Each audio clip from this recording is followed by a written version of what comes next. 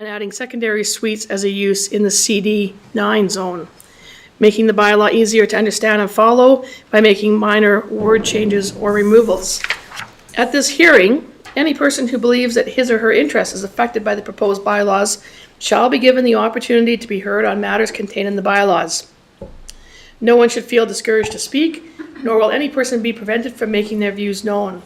However, it is important that all who speak at this hearing restrict their remarks to the matters contained in the bylaws. It is my responsibility as chair of this meeting to ensure that all remarks are so restricted. Those who wish to speak concerning the proposed bylaws should address council by clearly stating their name and physical address, and thereafter proceed to provide their views concerning the proposed bylaws. Members of council may, if they so wish, ask questions following your presentation. Please note that the main function of council members this evening is to listen to the views of the public. Please remember that this is not the function of council at this hearing to debate the merits of the proposed bylaws with individual citizens or with each other. Regardless of whether you favor or oppose a particular application or argument, please refrain from applause or other expressions of emotion, as these will not be tolerated. Restraint enables all views expressed to be heard in as impartial a forum as possible. Thank you for your patience and cooperation, and now let us proceed with the hearing. And we're going to start by hearing the staff presentation and background information.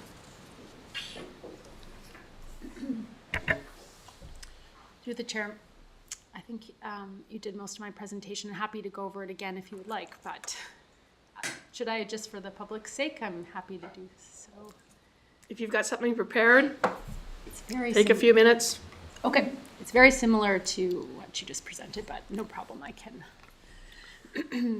go over it quickly.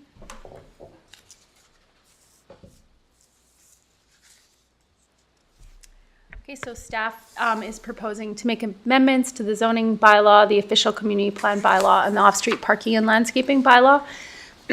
As the mayor mentioned, these are correcting previous errors, making bylaws easier to understand and follow, and removing the maximum lot coverage from the C1 core commercial zone to simplify the approval process. Also aligning regulations with council policies and plans by reducing surface parking in some instances. We're also proposing a new exception to the siting requirements in the zoning bylaw. Historical land patterns in Nelson are typically made up of 25 by 120 foot plots, also known as single plots or standard city lots. Often in Nelson, there will be homes that are built over 2 or more of those standard plots, similar to the picture that you can see above there. If you wanted to do an addition and a deck, an accessory building or structure would actually trigger lot consolidation. That can be done through an administrative lot consolidation in some cases, but typically you do have to go through your lawyer and there's a fee associated with that. It's usually a few $100s, and it will delay the building permit approval.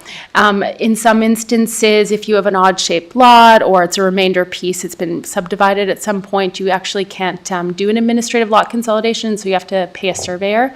That can cost thousands of dollars, so it is quite costly. So we're proposing an exemption where an existing building or structure is sited over 1 or more property lines. The Director of Development Services may waive the setback requirements for repair, extension, construction, or alteration if the properties are under the same ownership. The minimum setbacks from the neighboring properties are not impacted, and in the opinion of the Director of Development Services, the proposal does not negatively impact the future development of the lands. And the last amendment, we're proposing to add care services to the C2 core commercial zone. As a bit of background, all other mixed-use zones include care services except for the C2 zone and some comprehensive development zones, which are site-specific zonings. We're also proposing to amend the care services definition, as it's quite broad, to clarify that supportive housing is included in that definition. Best practice in planning supports this amendment to add care services to the C2 zone and add supportive housing in the definition of care services. The goal of this amendment is to provide housing and support services to those who need it most in convenient locations that are easily accessible by public transportation or via major roadways. These amendments are generally in line with the OCP, which states that the city will champion efforts to increase the supply of supportive housing. And that's it. Thank you. I see one person in the audience. Did you wish to speak on this bylaw? No, I don't. Okay. So, was there any correspondence, staff, in regards to this public hearing? There are no No correspondence. correspondence, okay. And so I've called once for a speaker from the public, calling a second time for any public speakers, and calling a third time, and, oh, I guess I'll go twice and then I'll go. Council have any questions? Okay, calling a third time, and I now then declare this public hearing closed. Gotta use it once in a lifetime. That's what it's there for. What it's there for. Okay, and we have one more, so bear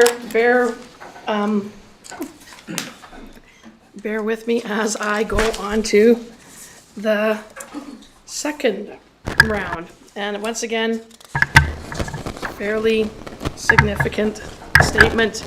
This public hearing is being convened pursuant to Section 464 of the Local Government Act and is considered amendments to zoning bylaw number 3199, 2013, and the official community plan bylaw number 3247, 2013. The proposed amendments, zoning amendment bylaw 3567 and the official community plan amendment bylaw 3568, would change the official community plan designation at 45 Government Road from mixed-use commercial industrial to mixed-use residential. They would also change the zoning from MU4, waterfront mixed-use industrial commercial, to MU3, railtown mixed-use residential and commercial, and add tourist accommodation as a permitted use. At this hearing, any person who believes that his or her interest is affected by the proposed bylaw shall be given the opportunity to be heard on matters contained in the bylaw. No one should feel discouraged to speak, nor will any person be prevented from making their views known. However, it is important that all who speak at this hearing restrict their remarks to matters contained in the bylaw. It is my responsibility as chair of this meeting to ensure that all remarks are so restricted. Those who wish to speak concerning the proposed bylaw should address council by clearly stating their name and physical address, and thereafter proceed to provide their views concerning the proposed bylaws. Members of council may, if they so wish, ask questions following your presentation. Please note that the main function of council members this evening is to listen to the views of the public. Please remember that it is not the function of council at this hearing to debate the merits of the proposed bylaw with individual citizens or with each other. Regardless of whether you favor or oppose a particular application or argument, please refrain from applause or other expressions of emotions, as these will not be tolerated. Restraint enables all views expressed to be heard in as impartial a forum as possible. Thank you for your patience and cooperation, and now let's proceed with the hearing. So, over to staff. Yeah, well, I think that was a good summary.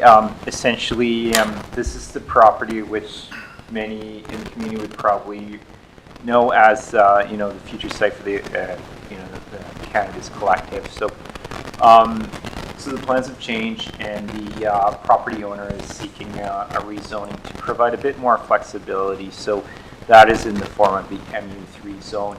The MU3 zone is specific to rail towns, so to have that zone in this location is generally in line with the OCP.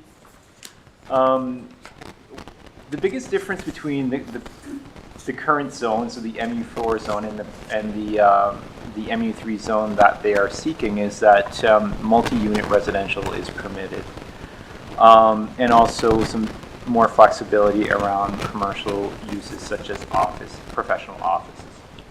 At this point in time, this zoning would allow the applicant to approach or kind of expand the potential tenures on that property. So there are thoughts around residential as being, the likely main occupation in this building, but rezoning is the first piece of it, and what actually happens is to come, but the land uses would be conforming to the MU3 zone. So that is generally where things are at, and as I mentioned, given that the MU3 zone is already a land use that's a zone that's in the Railtown neighborhood plan, to change this is generally consistent with the overall OCB. Thank you. Can I ask, was there any further correspondence regarding this issue that came into the office? No correspondence. Thank you. Does anyone here wish to speak? Well, I'm a representative of the ownership group, and I will support the petition. But I am here if anyone has any questions for me as to where we currently are at. Yeah, can you tell us what your name is and where you live? Thank you. My name is Mr. Scott, and I live at 9170 Fisher Avenue in Queens Bay. Okay, that's great. So you don't particularly want to speak about the motion, so that's my one call. Council, any questions for staff or Councillor Payne? I just think it's relevant to add the additional use that you're proposing. Yep. I don't know that you mentioned that, maybe I missed it. Okay, yeah, it was mentioned in the mayor's intro, but so the MU3 plus the tourism accommodation use, which would be a variety of, tourist type of accommodation. So basically anything that is less than 31 days as a stay. Council, any further clarification or questions for staff? Okay, seeing none. So I've called once, calling twice for any potential speakers, and calling a third time for a speaker from the public. Seeing none, I now declare this public hearing closed. All right. Okay, thank you, everybody. Thank you, staff. Thank you for coming. Thank you. Always a Evening as that by the law, we have to do this the same day that we hold the public meeting, just so everybody understands that. Thank you. Now, can I have a motion to recess till? It's done, but the public hearing's done. Oh, we're done. Okay.